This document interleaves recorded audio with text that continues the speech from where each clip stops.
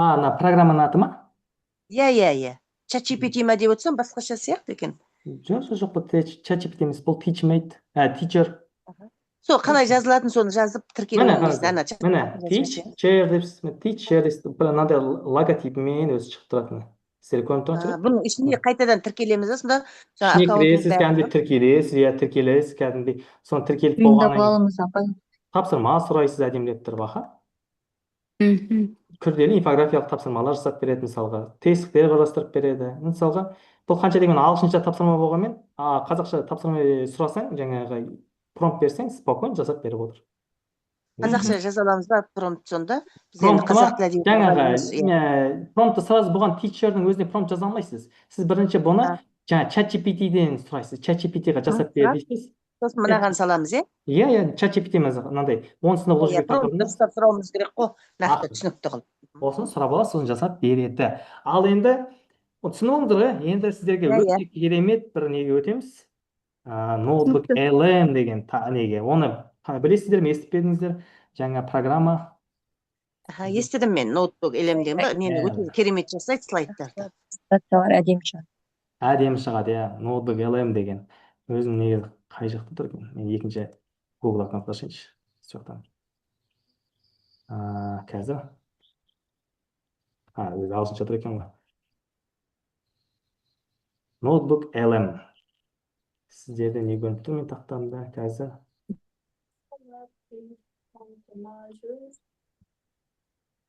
Сіздерге көрініп тұр ғой, ноутбук LM.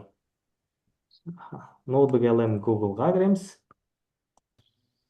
Бұл тұрсыз көрініп тұр екен сіздерге. Попробуй Gemini ноутбук деп кіресіз.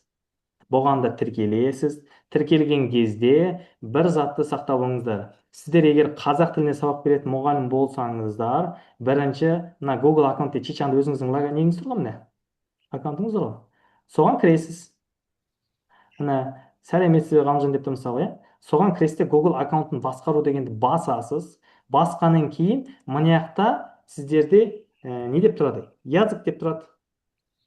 Мен де қазақшаға аударып жібердім, негізі вообще язык деген кезде тіл деп шығады да өзің, яғни тіл деп шықты, язык деп орысша. Сол кезде мына жағын басасыздар да, қазақ тілі деген таңдамасаңыз, сізге берілген ақпараттың бәрін жаңа орыс тіліне жазылса, орыс тіліне береді сізге. Қазақ тіліне аударып алуыңыз керексіз. Қазақ тіліне аударып алғаннан кейін, мынау сізге толыққанды жаңа ноутбук LM-ді сіз қолдана бересіз. Енді қараңыздар, ноутбук LM не жасайды? Ноутбук LM-ға не тапсырма, не сұраймыз? Бұл жерде де ChatGPT-мен достасуға тура келеді, немесе Gemini. Платформа аты қандай? Ноутбук LM. Ноутбук LM дейміз, қазір тұраңыз сізге. Міне, ноутбук LM дейді. Google компаниясының білім беру саласына құйған өте қатты несі керемет нұсқасы мынау бізге. Жаңағы Gemini'ді өздеріңіз былай да былай бересіздер, Gemini'дің жаңағы білімге деген құсы. Мынау вообще керемет. Яғни ашуға да барлығын жасауға болады ноутбук LM. Қараңыздар, ноутбук LM бізде не ұсынады деген тақырыптарды қазір мен сіздерге соны түсіндіріп жатырмын. Кеттік. Қазір ашайын. Мысалға, ноутбук LM-нен бірнеке сұрамас бұрын, мысалға, ол кәдімгі сізге былай шығады бетінде. Полный. Аудио қорытынды, бейне шолу, есептер, тест, менталдық карта, слайд жинағы деп тұр. Мысалға, мына кіресіздерде GPT керек сізге бірінші. Сосын бұяқта сізге Gemini де керек болады. Gemini мен GPT екеуін бірге қолданасыздар. Мысалға, бір тақырып беріңіздерші, мен сол тақырып бойынша жасайық. Бір класс өзіңіздің сыныңыздан. Сіздердің алайшы тапсырға. Чатқа жазсаңыз немесе. Абайдың қара сөздері. Абайдың қара сөздері. Басқа тағы іздеп көрейік. Келмей ме? Жарайды, Абайдың қара сөздері. Ұлттық құндылықтар, қайырлы кеш. Абайдың қара сөздерін жазды. Абайдың қара сөздері туралы қызықты ақпараттар бер. Мынау сізге сіз жаңа Gemini'ден сұрайсыз. Сосын мынаяқтан ұлттық құндылықтар туралы қызықты бұяқтан промпт демейсіз, көрдіңіз бе? Ақпарат бер. жақта ешқандай промпт сұрап отқан жоқ, промпт жазғызбайсыз, просто маған қызықты ақпарат бер деп сұрайсыз. мына сізге ақпаратты қазір өзі біртіндеп мынау қалай жасап жатыр екен. Маған что-то чат GPT өте күрделеніп кетті мен бүгін. Жарайды. Ана сізге ақпарат беріп жатыр абай туралы. Аласыз, осыны аласыз, копировать етесіз. Аударылған деген аласыз, копировать етесіз де жаңағы ноутбук LM-ға кірдіңіз ғой, соның үшін блокнот жасау деген басасыз. Именно осындай бетіне шығады. Сол кезде көшірілген мәтін деген шеше астында тұр, көрдіңіздер ме? Көшірілген мәтін. Қайтадан шығып кеттім. Дерек көзі қосу деген көшірілген мәтін дегенді басасыз. Соның ішіне мысалы жаңағы абайдың мәтінін енгізесіз де, енгізу деген басасыз. Енгізу деген басасыз. Бұл іздей береді міне. Өзінің керекті информациясын іздей береді. Каталданыз. Яғни мен блокнот жасау дегенді тағы не қадыр ноутбук аламын, екіншісін жібере салайыншы. Жаңағыны екіншісін жүре берсін. Жемеймен. Жаңасын жасау дейік. Ұлттық құндылықтар деген, ұлттық құндылықтар дегенді аламыз. Мысалға, бұны алдық. Осы құндылық ұлттың болашағы қалыптастырады дедік. Копировать етесіз. Мынаған аласыз, жаңа көшірілген мәтін дегенге енгізесіз де, бұны жібере бересіз. Қазір мұны көрейік. Абайдың мысалы жаңа жаздық қой бергенімізді. Сосын астынан, мысалы, ол тағы сізге сұрақтар беріп отыр. Абайдың толық адам концепциясы мен оның басты қағидаттары қандай? Соны басасыз тағы да. Үстінен басасыз. Сұрақтың үстінен бұл тағы да сізге жауап іздейді. Сіз яғни мысалға тек бір-ақ информациямен қатқанбайсыз, ана сізге ұсына береді, соны баса берген сайын, ол сізге вообще информацияны бере береді. Сіз осыны аласыз, мысалы, Абайдың ақыл, қайрат, жүрек, мысалы, бір концепциясын жасады. Тағы да, мысалы, Абайдың 17-ші қара сөздің кестесін жасап берейін ба дейді, мысалға. Абайдың 38-ші қара сөзінде не айтылған деп, осының бәрін сұрай бересіз, бұл сізге жасай береді. Содан кейін аласыз не істейсіз? Қазір жасап берсін, түсіндірейін. Демонстрацияда сол көрсетіп тұр ма? Бұл дұрыс көрсетіп тұр. Қара сөз туралы екен. Енді қараңыз, осыны аласыз да, мысалға шет жағында бейне шолу. Бейне шолуды аласыз, классика басасыз, классика деген басасыз. Содан кейін мына жаққа жазасыз. Берілген ақпараттарды саралай келе маған қазақша бейне ролик жасап бер. Бейне роликте не дейміз? Абайдың барлық қара сөздеріне шолу жасалсын деп сіз бірінші промпт жасайсыз. Міндетті түрде қайтадан астына қазақ тілінде болуы міндетті деп бересіз. Міне, жібересіз. Сосын бұл сізге бейне шолуды жүргізе береді. Одан кейін аласыздар да, міне, менталды карта дегеніміз бар. Менталды картаны аласыз да, жасап береді. Менталды карта жасау деп басасыз. Көрдіңіз бұл бір видео жасалып жатыр, одан кейін менталды карта кетті. Ал енді менталды картадан кейін слайд деген басасыз да, мысалы слайд қысқа қылып жасайсақ, бұл жақта да берілген ақпараттармен жаңа ақпараттармен Абайдың барлық қара сөздеріне презентация жасап бер. Қазақша болуы, обязательно жазу керек, қазақша болуы міндетті деп. Өйткені бұл сізге қазір не істеп тастауы мүмкін, басқа тілде шығарып тастауы мүмкін. Қазақша болуы міндетті дейсіз де, жаса дейсіз, болды, кетіп жатыр мысалы. Презентация, мына уже менталды карта уже дайын. Мен оған жаңа ұлттық құндылықтарды алсыншы, басасынан жайды. Іздей берсін. Міне, менталды карта не жасап көрейік. Менталды карта. Абайдың қара сөздері, жалпы сипаттама. 1900 жылдары 45 бөлек толығы, философия, әлеуметтік, моралдық, этика. Мағынасы мен түрі дейді. Көрейік. Прозалық стиль, философия, ақыл кеңес, терең мағыналы, өсие деген. Басылым тарихы дейді. 1918 жылы алғаш жарияланды, Абай туралы семей. Міне, көрдіңіз, менталды картасын жасап беріңіз. Күшті екен. Ал енді қазір оған дейін видеосымен не жасала берсін. Енді мен жаңа мына қонақжайлық ана мынау жасап жатыр екен. Мен бұл жақтан да мен бейне шолу дей салайын. Классика дейміз. Берілген ақпараттарды бұл жаққа да бере салайын. Ақпараттарды саралай келе маған ұлттықтар туралы бейне ролик жасап бер дейсіз. Бейне ролик жасап бер дейсіз. Ақпарат ұлттық құндылықтар туралы бейне жасап бер. Қазақ тілінде болуы міндетті. Қазақ тілінде болуы міндетті. Аласыз, жасайсыз. Болды, мына қазір бейне шолу жазып жіберіп жатыр. Презентацияны тура жаңағыдай мен жаңағы скачать копировать ете салуым керек еді. Берілген ақпараттармен презентация жасап бер. Ұлттық құндылықтар туралы толық қамтылуы керек. Қазақ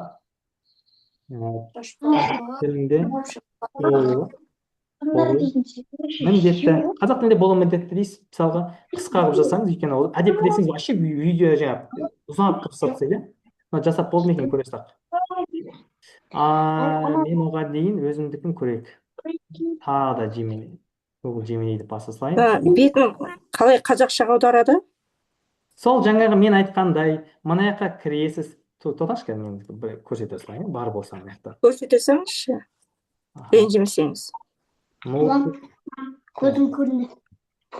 Мам. Сіздерге демонстрация көрсетемін, мен қазір тоқтаңыз. Ноутбук LM. Аха, бастық. Сіздерге көріп тұрған мен ноутбук LM деген мен. Өшіріңіздерші, Айсәуле. Кешіріңіз, Айсәуле дейді. Ноутбук LM-нің қайсысына кірдіңіз? Менің тіпті ошибка шығарып тұр. Ноутбук LM деген кірген кезде бетінде и помощник жаңа исследование анализе деп спокойно бетіне шығып тұрады. Соны кіресіз. Жаңағы Попов Gemini ноутбук деген бастығы. Мына басқаннан кейін шет жағында мен сразу мынау да қазақшаға аударып кетті, сразу жарайды. Мынаған Google аккаунттарын басқару деген шет жақтан өзіңіздің аккаунтыңыздың үстіне басасыз. Google аккаунттарының үстін басқару дегенше. Сосын сіздерде мына жақта орысша тұрады. Поиск Google аккаунт деген тұрады. Поиск Google аккаунт деген тұрады. Соны аласыздар, үстіне язык деп жазсаңыз, иә, сонда сіздерге шығады. Мен де бірақ енді сіздермен қазір қайтадан тілді аударып, сізге қайтадан жазып көрсетейінші. Орысша, русский дейсіз.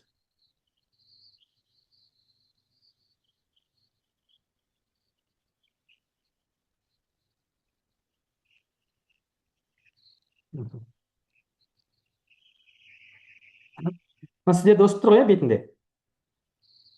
Міне. Сіздерде осылай бетінде тұр. Яғни немен? Осыған аласыздар да. Язык дейсіз. Язык деп басасыз. Сол личный информацияны басқаннан кейін, язык деп үстінен шығады. Сол жақта мына қаланың үстінен басасыз да. Мына жаққа қазақ тілі деген басасыз мені. Сохранить дейсіз. Сонда мынау полный сіздің функцияңыз бәрі қазақшаға ауысады. Түсіндіңіз ба? Қазақша. Рахмет. Енді түсінікті болды. Енді қазір жаңағы жерге барайық. Мен қаяқта едім жаңағы. Жоқ, ол емес екен ғой. Мынау екен жарайды. Мынау не жасады екен? Әлі жасап жатыр екен, ойланып жатыр екен. Мынау жақшы, мына жағымызда әлі ойланып жатыр. Оған дейін жарайды. Мен жасағандарымды көрсете салайын.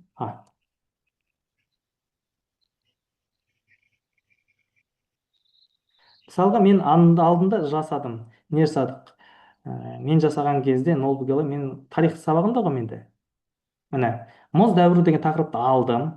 5 сынып оқушыларына жаңағы ChatGPT-мен жаңағы мұз дәуірі тақырыбына қызықты факт интерактивті сұрақтар дегенді жасаңыз дедім.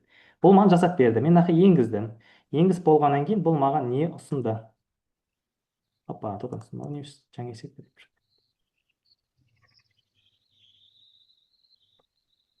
Опа, мына бейне шолуларын тұр еді ғой менде. Одан мен сіз аштым, мынау ғой. Міне, көрдіңіз, тура осылай сұрадым. Бұл маған не жасап берген қараңыздар. Сіздерге көрініп тұр ма мынау? Сәлем достар. Кезекті түсіндірмелі тарихи шолуымызға қош Естіліп тұр ма сіздерге? Естіліп тұр. келдіңіздер. Жалғаса берді. Ешқандай да жағандық мұзғату болмаған. Ал біздің Қазақстан аумағы ше? Бұл өте қызық. Климат қазіргіге қарағанда әлде қайда суық әрі құрғақ болған. Өте қарапайым. Адамдар өздерінің басты супер құралы отты меңгерді. Көрдіңіздер ме? Сонда сіз ешқандай токенсіз интернеттен жаңағы бір программаны сатып алып видео жасаудың да қажеті жоқ. Мына ноутбук алам сізге Сәлем, спокойно видео жасап береді.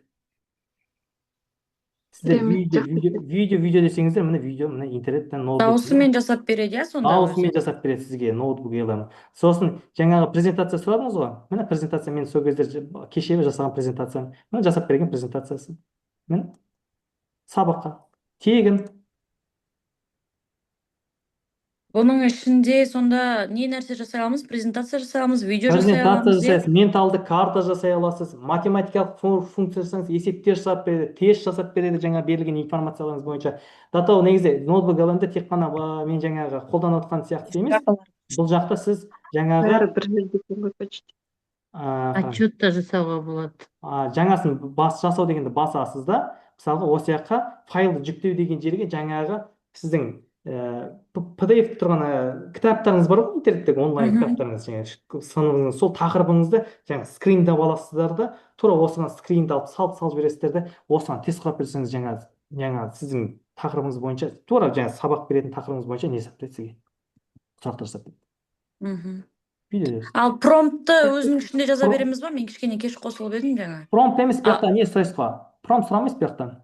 Сұрап керек жоқ. Не керек, соны жаза Промпт сұрамайсыз, бұл береміз. жақта сіз жаңа мысалға ұлттық құндылықтар туралы қызықты ақпарат бер дейсіз. Мысалы 7-ші сынып биология сабағынан өсімдік жасушасы туралы қосымша маған ақпараттар бер дейсіз. Яғни промпт деп жазбайсыз, түсіндіңіз бе? Просто маған қызықты ақпарат бер. Сөйтіп аласыздар да, мысалы берген ақпаратын аласыз, копировать етесіздер де, жаңағы блокнот дерек көздер қосу деген басасыз, көшірілген мәтін деген жерге кәдімгідей бәрін саласыз да, жаңағы енгізу, мысалға берілген ақпаратты енгіздіңіз де жаңағы полный ақпарат мынаяқтан шығады. Содан кейін жаңа туралы ақпарат туралы қосымша сұрақтар тұрса, сонысын басып жіберсеңіз, тағы да қосымша ақпараты көбейіп береді де, барыңыз аласыз, бейне шолу дей саласыз, слайд жасайсыз, есептер, флеш карталар жасауыңызға болады. Бәрі сіздерде мысалы тегін.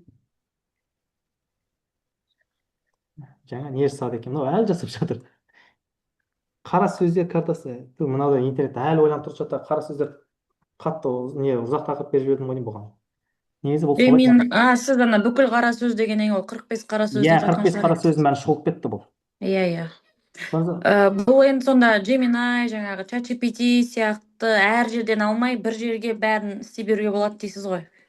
Енді ChatGPT қолдансаңыз болады, Gemini-ді қолдансаңыз болады, ноутбук LM-ді қолдансаңыз да болады. Бәрі тегін. Жақсы, рахмет. Ал бұны университет қолдана аламыз, лимит қанша болады? Бұл жерде лимит түсініксіз болып тұр, ноутбук LM-да ше. Кажется, күніне бір 2 ме, 3 ме, даже кейде 5-еуде қолдансаңыз болады, берілген ақпараттарыңызға байланысты. Лимит болмаған сияқты, мен былтыр 490-да көп пайдаландым. Кейде бір бар ғой, бұл лимитсіз қолдана беруге де болады. Әдеби шығармалардың өзін салып жібердім де, осылай документімен, PDF күйінде.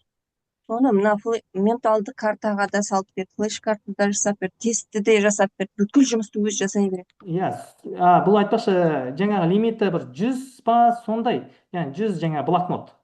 Сол блокноттың саны ғой. Сол блокноттың саны, кажется, блокноттарыңызға біртіндеп удалить етіп тастайсыздар да, қолдана бересіз ғой, болсын бірін бірін қолдана бересіз. Жаңа көрдіңіз бе, сіз интернеттен жаңағы видео сабақты, мультик жасау деп өзіңіз ауыр жұмыспен қамтып отырсыздар, мультиктің қажеті жоқ, міне өзі жасап береді, тегін мультик. Ана жерден сұрап алып, бұдан бір блокнот жасау деп, копировать етіп алып, сонда қойып істейміз, иә? Иә, ұлттық құндылықтар деген тақырыпқа мына уже презентациясы дайын болып тұр. Ал презентациясын ашып. Ұлттық құндылықтар міне, жинақ рухани мәдени мұрасы, салт дәстүр, мінез құлық, өнер, тәрбие, міне өзім жасап берген. Тегін презентацияңыз. Алдыңыз сынып жетекшілеріне сен қорғай саласыз. Тәрбие завуч айтса. Скачать етуге болады. Жүктеп алу. PDF форматын немесе жаңағы Microsoft PowerPoint форматын скачать етіңіз. мына жақта абайдың қара сөздері туралы уже видео не жасап қойыпты, міне презентациясын жасап үлгеріпті. Міне басып көрейік. Басасыз. Не болған көрейік. Мен осы уақытқа дейін білмеппін бұндайдың барын. Міне Қазір абайдың көріп қара қуанып сөздері, отырмын. ұлы дала философиясы. Бұл білмеген себебіңіз соңғы жаңа 2 ай, осы 3 ай жазда, каникулда жасанды интеллекттер бойынша жаңағы Кремниевый долина дейміз ғой, Силикон долина Америкада. Қатты өзгеріс жасап жатыр, өйткені Қытайдың жаңа DeepSeek деген программасын білесіздер ғой өзіңіз, интернетте танып жатқан, бесплатный. Соған бұған қарсы жаңағы Microsoft Copilot, жаңағы Google Gemini, жаңа ChatGPT OpenAI бұл осы, сосын жаңағы SpaceX-тің Grok деген компаниясының бәрі осы программалардың бәрін тегін қылып жатыр, қытайлықтардан қалып қамашсын. Яғни Қытайдікі тегін болса, бүкіл америкалықтың бәрі Қытайдың несін өтіп кетеді ғой функциясына.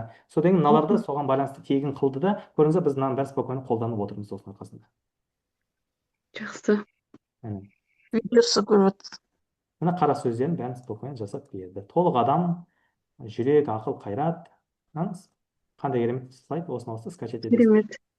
Қолдана бересіздер. Күн 3 күн өтесіз қоясыз сабақты. Иә, Рахмет. ертең қандай программа? 3 күнде Хайгсфилд туралы айтасыз ба? Ау, Хайгсфилд туралы айтасыз ба? Хайлсфилд?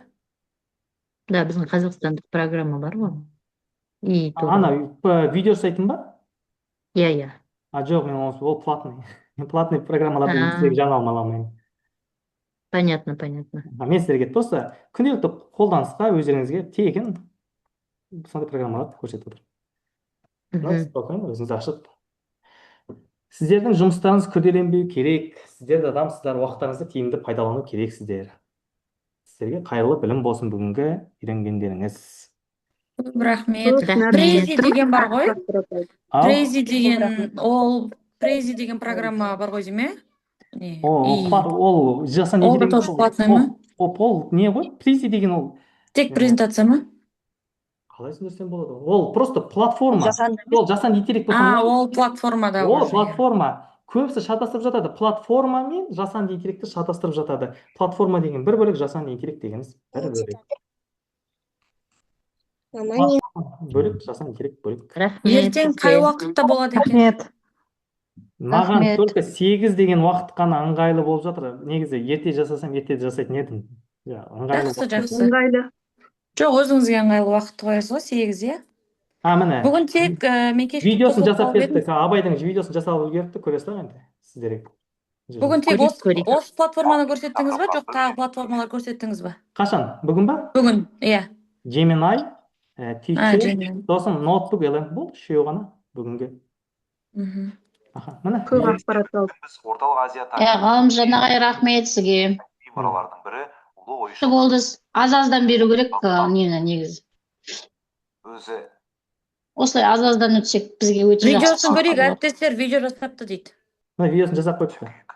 Білесіздер ме, бүгін біз Орталық Азия тарихындағы ең терең әрі бірегей әдеби мұралардың бірі ұлы ойшыл Абай Құнанбайұлының қара сөздерін талдайтын боламыз. Егер сізді де кейде қалай дұрыс өмір сүру керек, ақыл мен сезімді қалай тең ұстаймыз, немесе жалпы қоғам қандай болуы тиіс деген үлкен ауқымды сұрақтар толғандыратын болса, онда бұл шолу дәл сізге арналған. Біз философиялық, әлеуметтік және моральдық этикалық ойларды қамтитын 45 жеке эссені қарастырамыз. Бұл жазылғанына ғасырдан асса да, бүгінгі күнге дейін өзінің өзектілігін бір мысқал да жоғалтпаған шын мәніндегі монументалды еңбек. Бүгінгі талдауымызда мынадай бекеттерден өтеміз. Алдымен Абайдың ұлы мұрасына тоқталамыз, содан соң қара сөз дегеніміз жалпы не нәрсе екенін анықтаймыз. Одан кейін жинақтағы ең қысқа және ұзақ сөздерін салыстырып, басты тақырып толық адам концепциясын талдаймыз. Ал соңында осы мұраның әлемдік деңгейде танылуы жайлы сөз қозғайтын боламыз. Көрдіңіздер, осының бәрі сіздерге спокойно тегін жасап отыр. Муфилім ғой. Видео сабақ, видео көрсетемін деп кейде интернетте видеода таппай ютубтан шықпай жатқанда осы жақтан жасап алсап, ашық салыңыздар, қолдансаңыздар болады. Жақсы. Сау болыңыздар сіздер. Бүгінгі сабақ